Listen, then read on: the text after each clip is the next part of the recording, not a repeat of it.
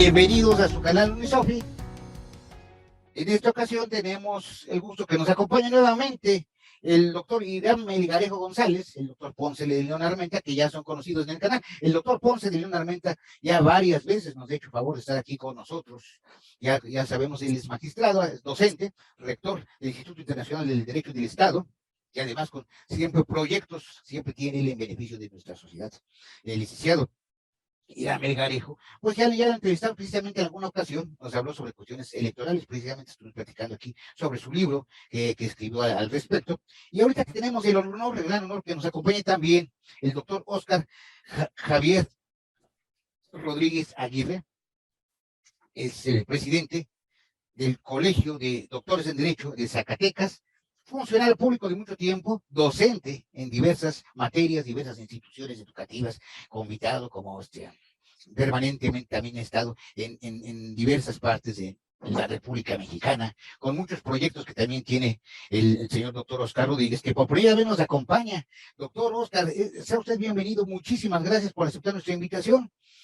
Muy amable, doctor Herrera. Desde Zacatecas, desde acá, desde ahora de allá de Zacatecas, que ahorita con tantas, estamos en 2022 y que tantos problemas ahorita, lamentablemente este bello estado de Zacatecas, tan bonito que es, ¿no? Es tan bello. Y esto, el derecho electoral, bueno, también influye, incluso yo creo que las elecciones influyen, es un tema fundamental para que también en el buen desarrollo democrático de nuestro país. Así lo estimo yo. Esto es una cuestión personal, que creo que si no hay democracia plena, si no hay elecciones libres, siempre suscitan, entre otros aspectos, siempre se suscita la violencia por esos aspectos. No quiere permanecer y querer muchos grupos enquistarse en un determinado lugar. Licenciado Edame Carejo, sobre la reforma electoral que se vislumbra, que no, nos pudiera usted dar un panorama, nos pudiera hablar un poquito de esto, licenciado Irán. Claro que sí, con mucho gusto, doctor. Por favor, muchísimas gracias. Y pues, ¿qué opina? Y para que su oportunidad también, que si son coincidentes o también opinan o difieren los compañeros, por favor, los doctores. Muchas gracias, doctor José Manuel, le agradezco la invitación, también agradezco la compañía, el acompañamiento del doctor Ponce y del doctor Rodríguez, mucho gusto.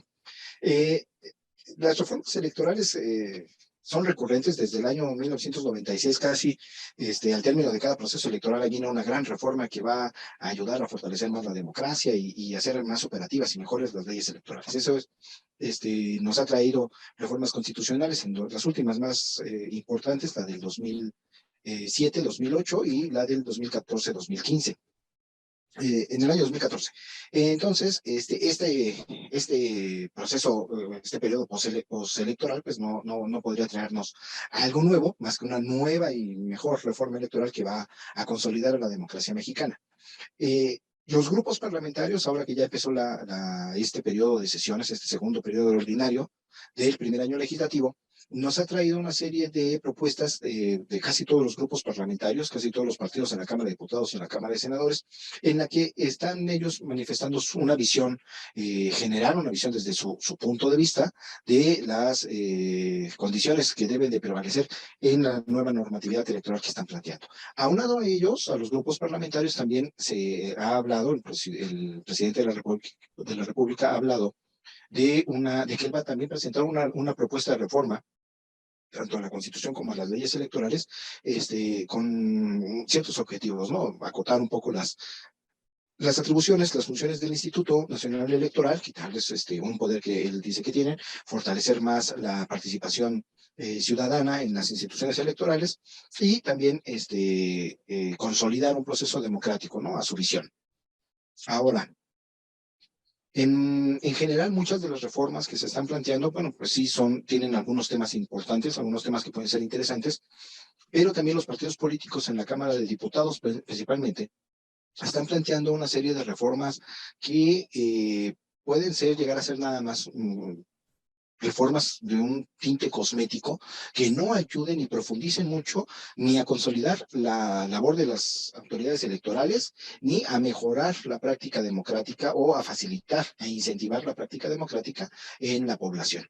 En la mayoría de las democracias actuales, El nivel de participación es una cuestión que preocupa. ¿Cómo hacer que la gente, que los ciudadanos salgan el día de la elección, participen el día de la elección?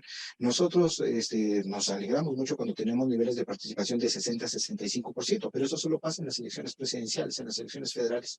Y en las elecciones intermedias, en donde no hay un gancho como el de la candidatura presidencial, pues el nivel de participación cae radicalmente a niveles de 40-45% en el mejor de los casos.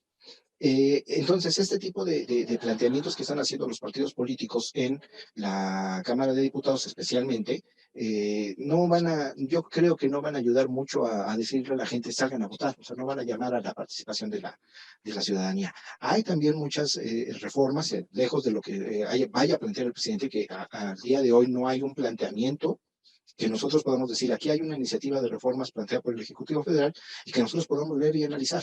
Actualmente lo que hay son los planteamientos en las agendas parlamentarias de los grupos parlamentarios representados tanto en la Cámara de Diputados y en la Cámara de Senadores. Y a partir de eso estamos empezando estos análisis. Algunos de estos planteamientos van desde desaparecer salas regionales, eh, lo que acarrearía una mayor carga de trabajo a las salas que vayan a sobrevivir en caso de que esa propuesta trascienda.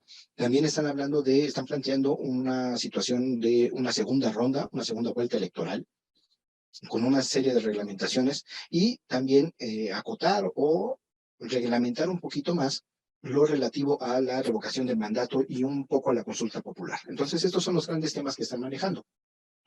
También hay muchos diputados que desde hace 2 legislaturas, incluso la legislatura pasada, hicieron planteamientos, y puede que sean retomados, para la desaparición de los tribunales electorales locales y de los institutos electorales de los estados, los conocidos soples.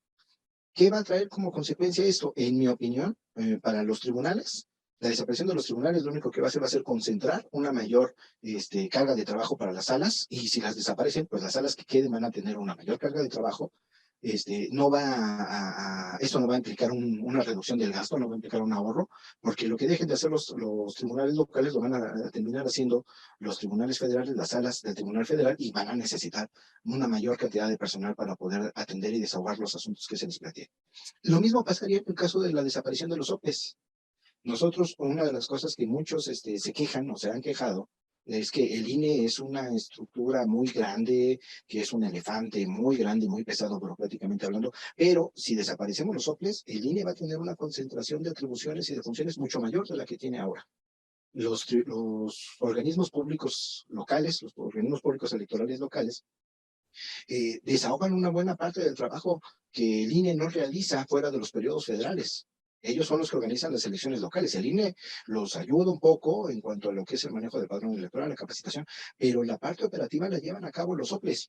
Y en nuestro país hay elecciones cada año. Elecciones municipales, elecciones de presidentes municipales, elecciones de diputados locales, elecciones de gobernadores. Hay todos los años. O sea, no es nada más de que viene el 2018 y nos vemos en el 2021 otra vez todos, ¿no? Hubo elecciones en 2019, hubo elecciones en 2020, va a haber elecciones en 2022 y va a haber elecciones en 2023. Y toda esa carga de trabajo no la está realizando el INE en la totalidad, sino que la llevan a cabo los organismos públicos locales. Entonces, si trascienden las propuestas de desaparecer tribunales electorales locales y tribunales e institutos electorales locales, lo único que vamos a hacer va a ser sobrecargar de trabajo a los organismos federales que prevalezcan, que serían en estos casos el Tribunal Electoral del Poder Judicial de la Federación y sus salas, y el Instituto Nacional Electoral y sus juntas locales. Entonces eso no nos va a ayudar mucho, no va a implicar un ahorro, y sí va a complicar mucho la operatividad de las instituciones electorales, tanto las jurisdiccionales como las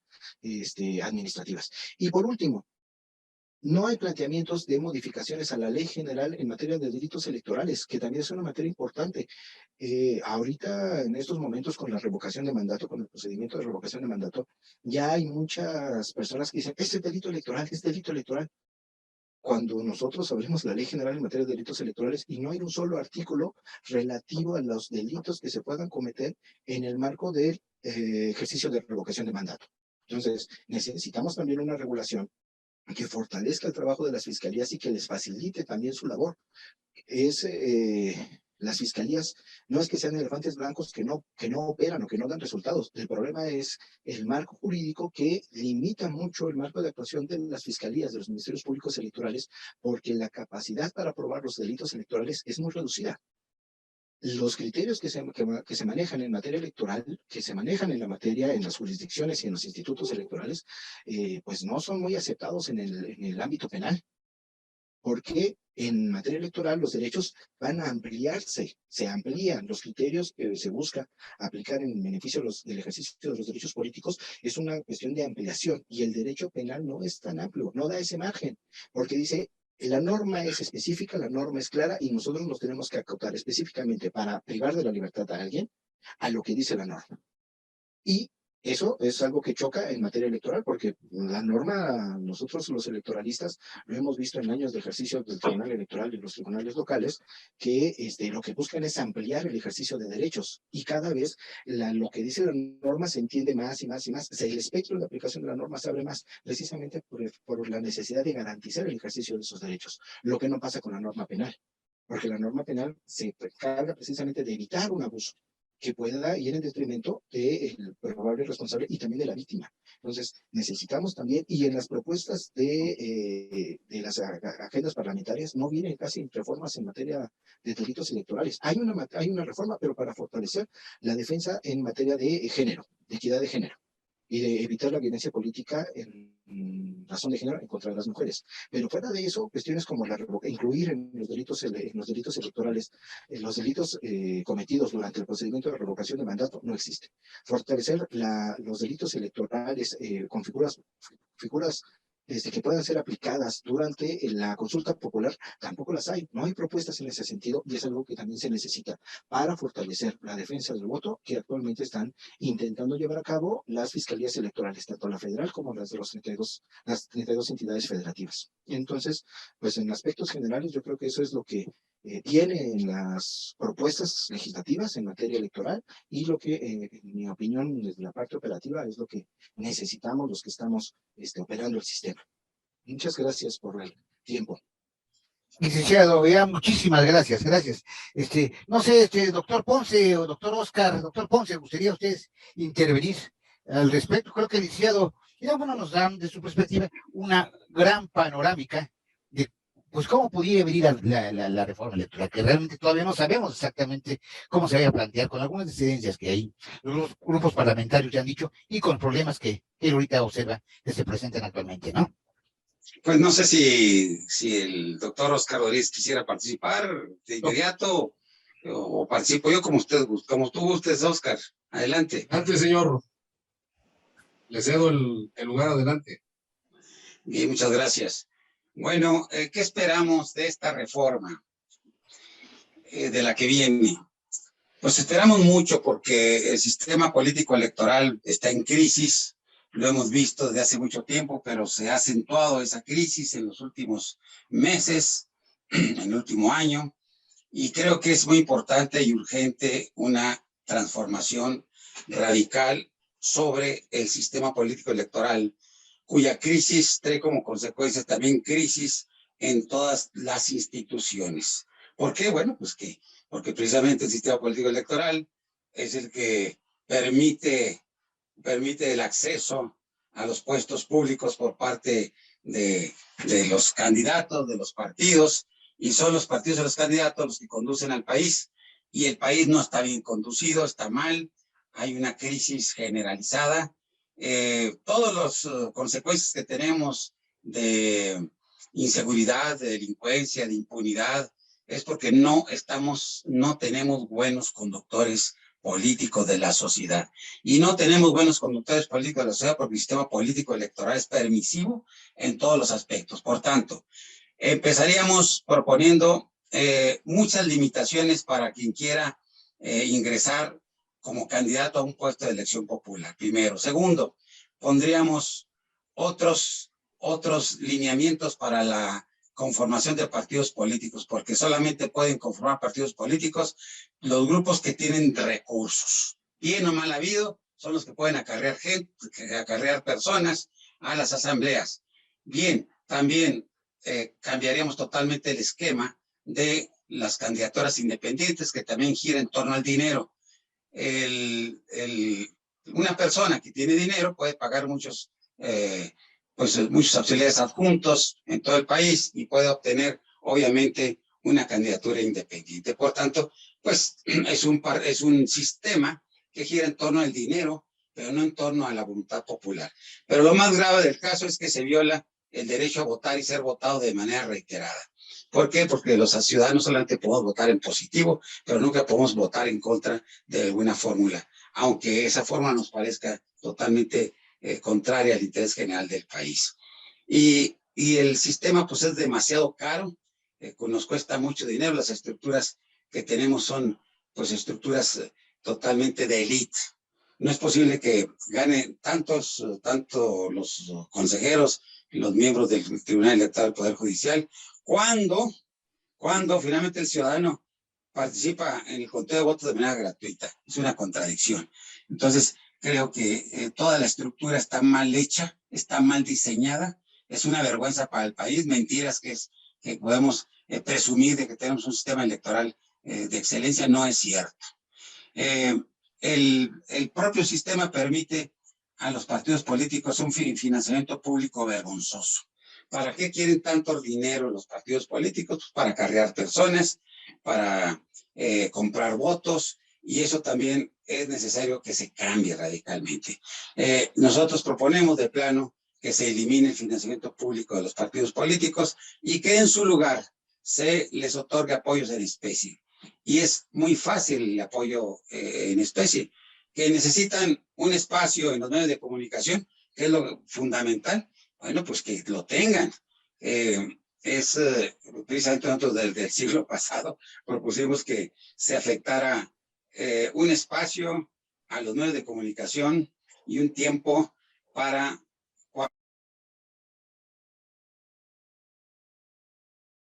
es necesario pues realmente insistir en la necesidad de una nueva reforma electoral. Obviamente es urgente que los que sufrimos alguna violación de nuestros derechos políticos electorales tengamos medio de defensa. No los tenemos. El único medio de defensa es precisamente a través del Tribunal Electoral del Poder Judicial de la Federación, pero ese medio de defensa la ley elimina medios de impugnación. Por tanto, pues lo que dice el Tribunal Electoral del Poder Judicial es verdad, aunque sea lo más contrario a derecho. Es desastroso lo que está pasando, que no haya medios de impugnación ya tratándose de la defensa de los derechos políticos electorales de un ciudadano. Pero además se eliminó obviamente el juicio de amparo y además, fíjense qué triste situación, en acciones de inconstitucionalidad, el monopolio para decir qué norma electoral es constitucional y qué norma es constitucional o inconstitucional la tiene la Corte. Y exclusiva, si a cualquiera de ustedes que me están escuchando les violan sus derechos fundamentales, políticos, electorales, y ustedes acuden haciendo notar la inconstitucional de una ley, si ya la Corte dijo que es constitucional, aunque no lo sea, pues tienen que someterse. Y tenemos que someternos todos. Y ustedes saben que hay una vinculación ahí muy estrecha entre el Poder Legislativo, la Corte, y bueno, pues lo electoral. Entonces, sí les decimos a quienes nos escuchan, a los diputados, por favor, en esta reforma, otorguen medios para que los ciudadanos puedan defenderse de violaciones a sus derechos políticos electorales. Dejen, por favor, de estar legislando en torno al dinero y en torno a la compra de votos. Denle su lugar a los ciudadanos. Es muy importante una reforma que tenga como punto de partida a la participación ciudadana, que ahorita obviamente está tremendamente limitada.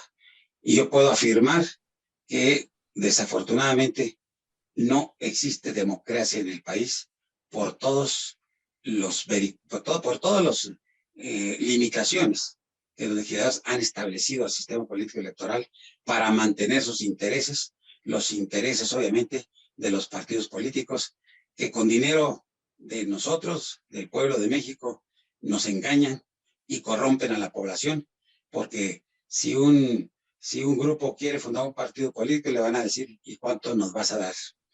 La población, pues ya por necesidades y por una inercia desastrosa que tenemos de corrupción, así lo hace.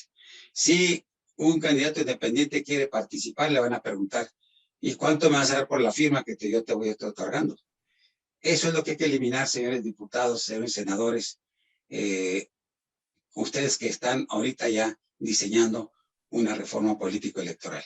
Vamos a ver si están ustedes realmente promoviendo la democracia en el país, o si como todos los regímenes anteriores, ustedes también van a obstruir la democracia en el país. Lo urgente es eliminar el financiamiento público. No tenemos por qué los ciudadanos estar pagando una cantidad tan grande para mantener un sistema político electoral corrupto y corruptor. Ese es mi punto de vista, y ese es punto de vista que lo sostengo por vivencias personales, porque participamos precisamente en las candidaturas independientes y nos dimos cuenta de todos los vicios existentes. Participamos en la fundación de un partido político y nos dimos cuenta de los vicios existentes. Por tanto, es tiempo de hacer un cambio importante por México y para México. Muchas gracias. Gracias, doctor, muy amable, doctor. Pues ya ha dado su opinión el doctor Ponce. Doctor Oscar Javier Rodríguez, no sé si usted nos quiera compartir su perspectiva que tiene sobre esta reforma electoral que se avecina. Realmente tenemos pocos elementos ahorita para saber exactamente cómo vendrá, ¿no? Gracias, José Manuel. Pues antes que nada, gracias por la invitación, Gracias, doctor Herrera, mucho. al doctor Luis Ponce de León Armenta, un abrazo, un saludo. Irán, me gustó mucho tu participación, y hay algo que por ahí comentas referente a el tinte cosmético que se le pueda traer esta reforma electoral. Primeramente, algo de lo que comentó el doctor Herrera, tenemos que preguntarnos, ¿qué es la reforma electoral? Una reforma electoral integral. Yo lo comparo con las famosas reformas hacendarias que han querido hacer y que lo único que le ponen a los problemas de carácter fiscal, electoral, de energía, son aspirinas que no curan. Los alivian, pero no curan. En este aspecto, tenemos que ver esa reforma integral, esa reforma electoral integral, en el cual tengamos que contemplar la institución que va a ser el árbitro dentro de los procesos electorales, los partidos políticos y la participación de los ciudadanos en este entorno. ¿Y qué es lo que encontramos? Hablaba el doctor Ponce de corrupción. Yo creo que es corrupto que un ciudadano, porque un partido político no lo haya designado su candidato, pues cambia como quitarse un pantalón y ponerse el otro y participa por otro partido político. Y caemos precisamente en eso. Caemos en la cuestión del dinero. ¿Dónde me dan más? ¿Dónde puedo obtener más recursos para tener una participación electoral? Y posiblemente a lo mejor mi aspiración o la aspiración no es ganar, sino participar y obtener algún beneficio económico. Yo creo que eso que le llamamos el capulineo, debemos de eliminarlo. Debemos de eliminar, yo estoy de acuerdo con el doctor Ponce, el financiamiento a los partidos políticos. Si a un partido político quiere participar, debe de abastecerse de los recursos que ahí sí podamos nosotros, o la ley puede establecer de dónde o cómo obtenerlos. Pero caemos también en algo dentro de lo cual la reforma electoral debe de contemplar: la fiscalización de los recursos. El INE, el Instituto Nacional Electoral en la actualidad, es un todo ya. No solamente la hace de árbitro, la hace de portero, la hace de defensa, la hace de delantero, la hace de todo. Entonces, tenemos que darle a la ciudadanía la fiscalización. Si esos recursos públicos que están utilizando los partidos políticos, tiene que haber una rendición de cuentas. Esa rendición de cuentas que la hagan la ciudadanía. ¿Cómo? Sencillo. En materia fiscal, los contadores públicos certificados dictaminan a los grandes contribuyentes. Vamos viendo precisamente que un contador público certificado dictamine las cuentas que presenta el partido político en sus gastos que se tuvieron. Porque también de ahí nos vamos a encontrar con algo que nos puede sorprender y que algo tú dijiste por ahí al inicio, un comentario, doctor Herrera, sobre la participación o el efecto que tiene el crimen organizado en los procesos electorales. Y desafortunadamente lo tenemos. Un ciudadano, para que pueda participar como candidato ciudadano, requiere más recursos que un partido político. Cada firma, cada credencial que obtiene para cumplir con el requisito, le cuesta dinero. Solamente un ciudadano que tiene recursos económicos, pues puede precisamente llegar o lograr ser candidato a un proceso electoral. La cuestión de los miembros, ¿quiénes van a, o sea, el árbitro, la institución va a ser el árbitro, pero ¿quiénes van a estar dentro de? ¿Cómo los vamos a elegir? ¿Cómo se van a elegir? Y volvemos a lo mismo, es un círculo vicioso. La Cámara de Diputados por las 2/3 partes. Y las 2/3 partes se rejuntan, 3, 4 partidos políticos obtienen las 2/3 partes y ellos designan y ellos reparten y ellos dicen de mi parte, al PRI le tocan tantos, al Moreno le tocan tantos, etcétera, como si fuera, ¿sí?, un financiamiento económico para los partidos políticos. Y desafortunadamente tenemos que voltear qué es lo que está pasando en los órganos judiciales, en la designación de magistrados, en la designación de ministros de la Corte. Entonces, yo voy por ahí a apostarle que realmente sea una reforma electoral integral. No sé si es mucho o es poco el gasto que tiene el árbitro, pero a lo mejor vale la pena. Vale la pena invertirlo, vale la pena gastar, pero que tengamos una garantía que realmente podamos decir que en México existe una verdadera democracia. ¿Dónde está la democracia mexicana en estos momentos? En los partidos políticos. Se convierte en un negocio. Hacer un partido político es un negocio, porque tiene financiamiento. Y lo vemos con algunos partidos políticos pequeños. No logran obtener su registro y ya todavía no les dan la resolución de que no lo lograron y ya están conformando de nueva cuenta, con alguna variación, ¿sí?, otro partido político. La otra es, ¿por qué crear o por qué se creó o por qué se han creado organismos autónomos? Por la falta de credibilidad que tenemos los mexicanos, ya no creemos. No creemos en las autoridades de toda naturaleza. Tenemos una falta de credibilidad hacia nuestro sistema político. Inmediatamente sacamos nosotros el fraude electoral, y el fraude electoral se convierte en una tradición como las enchiladas. Es una justificación. Entonces, esa falta de credibilidad que tenemos los ciudadanos hacia los órganos, tenemos que eliminarla, tenemos que combatirla. ¿Cómo? Pues realmente haciendo una reforma electoral integral, cortar de raíz, y lo vamos a hacer. Irán ya nos decía de las reformas anteriores, las reformas del 77, del 87, del 89, del 96, del 2000, 2007, 2014. ¿Y qué es lo que hemos hecho con eso?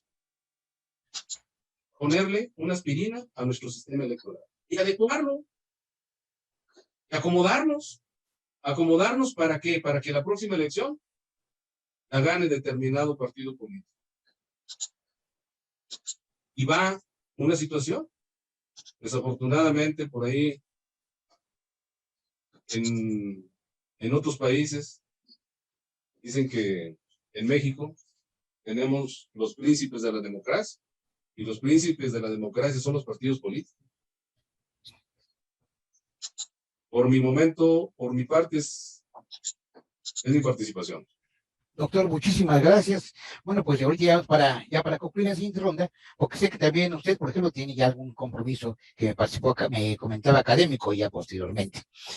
Bueno, todos me parece que tenemos el tiempo un poquito acotado. Muy interesante además lo que comentaban. Y bueno, todo veo también que gira hasta qué tanto esta reforma no va a ser meramente cosmética y hasta qué tanto también impera la corrupción. La corrupción en México, el presidente de la República, yo creo que su diagnóstico siempre ha sido muy exacto. La corrupción es lo que ha llevado atrás del país. Pero ¿cómo combatirla? ¿Qué hacer? Eso es lo que falta decirnos, ¿no?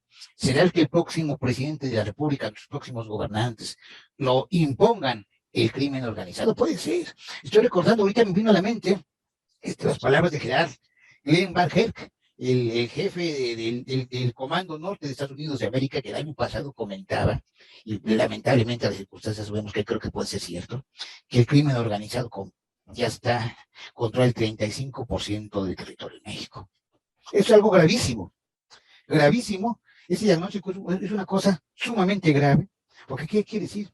Que tal vez próximamente tengamos a gobernantes impulsados, apoyados y puestos por el crimen organizado. Si no es que ya hay muchos. Y todo eso es por la corrupción, precisamente, y una falta, a lo mejor, de normatividad, me comentaba el licenciado de la cuestión penal, no la hay, pero no tenemos las instituciones maduras suficientes, democráticas, para que esto se lleve a cabo. Entonces, pues ya vamos concluyendo. No sé si el licenciado Uriam, si quisiera usted concluir, por favor, ya para finalizar, porque yo sé que también usted tenía poco tiempo, ¿verdad? Y bueno, ya nos extendimos cerca de una hora. Muchas gracias. Muchas gracias, doctor. Pues nada más, pues recalcar, ¿no? La necesidad de que la reforma electoral que venga tiene que ir de la mano, no nada más de los intereses de los partidos políticos o de los grupos de poder, sino que también tiene que ver con la operatividad, pero la operatividad real del sistema, de los que operamos el sistema. Tanto tribunales electorales como instituciones administrativas electorales y INE y OPLES necesitan un marco que no tanto que acote más sus funciones, sino que les dé la oportunidad de las funciones que tienen, facilitarles su trabajo, facilitarles la labor y fortalecer su autonomía. Les comentaba, o sea, hay propuestas que dicen desaparecer los OPEs. Yo en lo personal creo que la desaparición de los OPEs, en lugar de ser una solución, va a ser un problema mayor porque van a sobrecargar de funciones y de atribuciones al Instituto Nacional Electoral, que de por sí ya está muy saturado, ¿no? O sea, Dinero, ya, exacto, ya lo dice bien dijo bien el doctor Ponce, pues no tenemos un árbitro que es todo el equipo y que somos dos equipos, árbitro, portero, delanteros, reservas, banca, todo, ¿no? Ya todo lo quiere, lo hace el instituto. Y eso lo único que hace es llevar al desgaste de la institución y del personal. No hablo yo de los jefes, de los altos mandos, sino del personal que está operando, que opera en los consejos distritales, en las juntas locales, en las juntas distritales, de los que eventualmente el personal eventual que trabaja el día de la elección, que son los CAES, los SAES, todo el personal eventual que trabaja en el marco de la elección, que a final de cuentas son los que hacen operativo en realidad al instituto, un instituto de ciudadanos. Nosotros ahorita vemos fotos de capacitadores asistentes que están caminando, viéndose las de Caín con el frío y el calor, con estos frentes fríos que están llegando y que están buscando convencer a los ciudadanos para que participen en las mesas de recepción de opinión de la revocación de mandato. Y eso lo vemos en cada proceso electoral, ¿no? La gente eventualmente que es contratada unos meses para el día de la elección, son los que hacen que el instituto, al final de cuentas, sea operativo. Pero entre más funciones le estemos dando a los institutos, más vamos a minar su credibilidad, porque va a ser un resultado de la sobrecarga de trabajo que tenga el personal y que tenga la institución en sí. Entonces, eso es lo primero que tenemos que ver, ¿no? Y por otra parte, el fortalecimiento los marcos jurídicos. O sea, si nosotros abrimos una ley general en materia de delitos electorales, pues la vemos pues bonita, ¿no? Pero ya cuando estamos en las estamos tratando de configurar los delitos, que es en el caso de que tienen la voz, pues vemos que no es tan fácil. Entonces sí hay muchas inconsistencias que a las fiscalías electorales, a los ministerios públicos, les complican mucho la labor de configurar los delitos y llevarlos a un término judicializando las carpetas de investigación que tenemos. También es una falta de cultura de la gente. Hay personas que, incluso dentro de los mismos partidos, que denuncian cosas que ellos creen delitos electorales y que no son ni siquiera delitos y que deben ser tomados y tomados en las carpetas administrativas. Entonces eso es lo que tenemos que fortalecer. Les comentaba, ahorita ya mucha gente está hablando de delitos en el marco de la revocación de mandatos, y cuando abrimos la ley vemos que no hay delitos electorales o no hay delitos considerados para el ejercicio de revocación de mandato. Esa es una laguna legal que se pudo haber previsto cuando se hizo el paquete de reformas de la revocación de mandato, y pues, a la ley penal electoral no se llegó. Entonces, eso también es algo que tenemos que ver, ¿no? La operatividad. En cuanto a la cuestión de las instituciones electorales, dígase las administrativas, las jurisdiccionales y las penales, podamos tener las herramientas necesarias para poder llevar a cabo nuestra labor. Porque eso también ayuda a minar la confianza de los electores y de los ciudadanos en general. Ven instituciones que no pueden llegar a lo que se supone se espera de ellos, y dejan de creer, dejan de tener confianza en esas instituciones. No hay denuncias, no hay quejas, no hay participación, y eso es un círculo vicioso. Entonces, yo espero que los legisladores consideren esa situación y no vayan nada más a la cuestión de arriba, ¿no? Hacer leyes es muy bonito. El problema es lo feo de las leyes no es cómo están redactadas, sino cómo las vamos a aplicar o cómo podemos aplicarlas para que tengan una cuestión apegada a la realidad, y la realidad que la ciudadanía espera de todos nosotros, tanto de los que hacen la ley como los que la aplicamos. Eso sería pues, mis conclusiones, nada más. Y muchas gracias nuevamente por la invitación. Muchas gracias, señor licenciado William. Ahorita me acordé de este autor de Kaushik Basu, no sé si lo hayan leído, que escribió una república fundada en creencias y otras cuestiones, economista hindú, ¿no? Que fue asesor ahí del Banco Mundial, economista jefe del Banco Mundial. Decía, bueno, ahí precisamente ustedes, ¿cómo se van a aplicar las leyes? Las leyes son algo, un poco más de algo tinta sobre un papel, por ahí decía, pero la cuestión es cómo se aplican. Bueno, y de ahí ya hace todo un análisis. Muchísimas gracias, señor licenciado Melgarejo. Licenciado, doctor Ponce, entonces usted nos haría favor de, siguiendo el orden que teníamos anteriormente, de concluir. Muchas gracias, por favor. ¿Cómo no?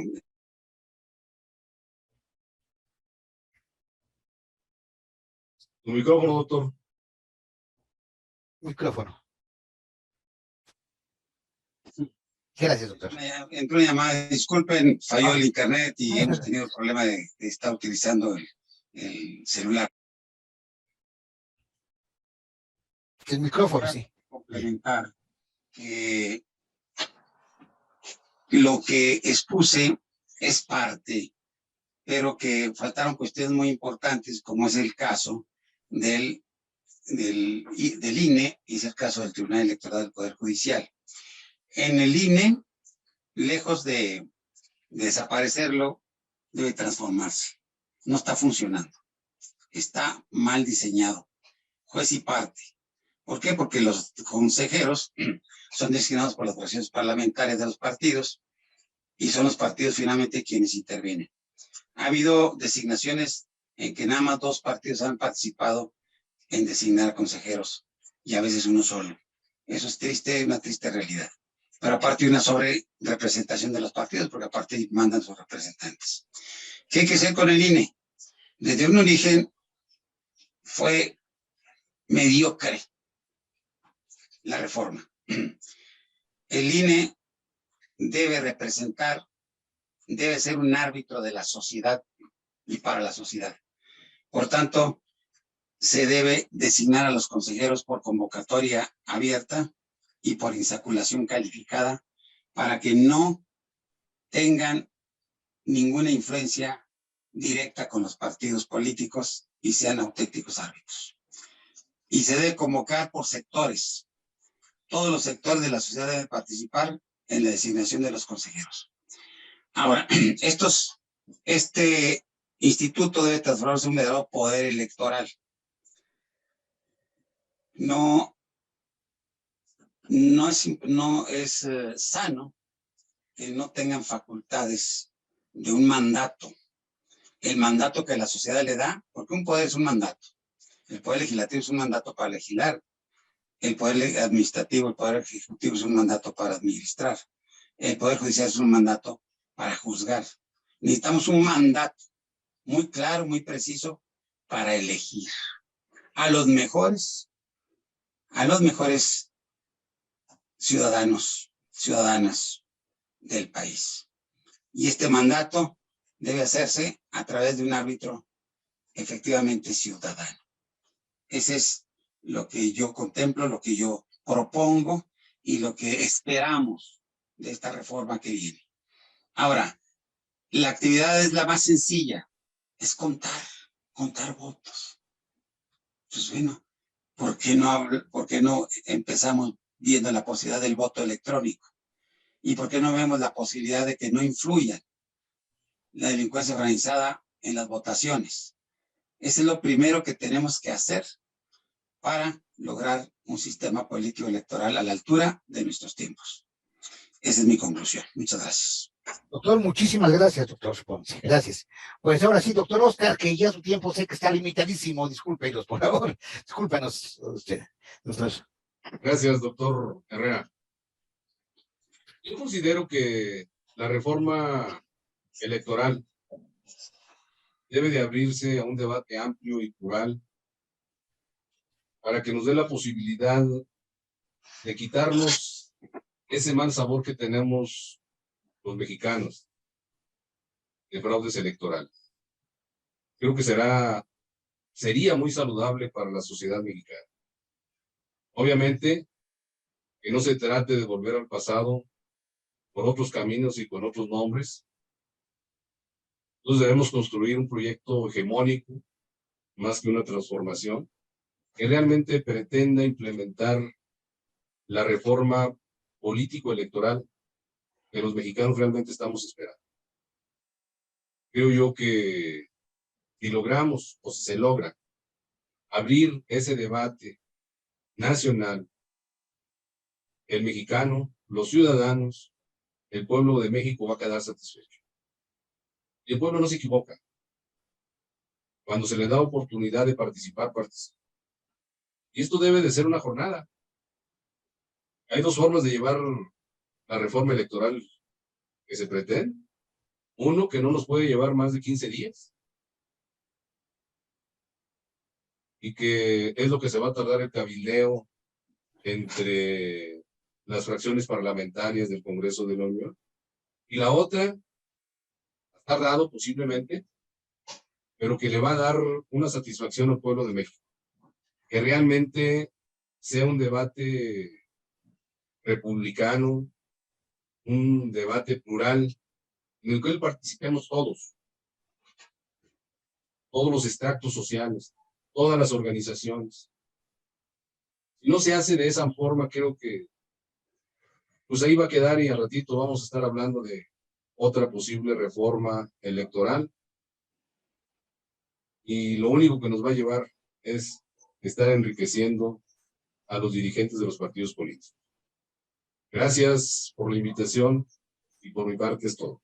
Muchísimas gracias, doctor. Es muy amable. Y pues nos estaremos viendo, ya ves, ahorita que estamos abriendo ese debate, pudiera decir que creo que quedaron incluso algunas cuestiones. A ver si nos reunimos, sería ya nos pondremos de acuerdo, porque también se avecina, ¿verdad? Lo de la revocación de mandato. Sería interesante discutir esta situación, que tiene muchas lagunas, como dice también dice Adrián, muchas lagunas, muchas cuestiones, y pues sería cuestión de que lo platicáramos. ¿Hasta dónde sería también su alcance? ¿Qué consecuencias tiene una revocación de mandato? A ver si lo vemos en breve, porque elegimos al presidente pues para un determinado periodo, ¿no? ¿Qué consecuencias tendría, no? Lo veríamos tal vez, si no tienen inconveniente. Yo estoy a la orden. Un saludo, Irán. Gracias. Un saludo, doctor Luis Ponce. Gracias. Igual para todos. Igual. Un abrazo. Saludos a todos y suscríbanse por favor en el canal. Denle ahí un like y la manita para arriba. Y pues muchísimas gracias. Nos vemos en el próximo programa. Gracias. Hasta luego, buenas tardes. Hasta luego.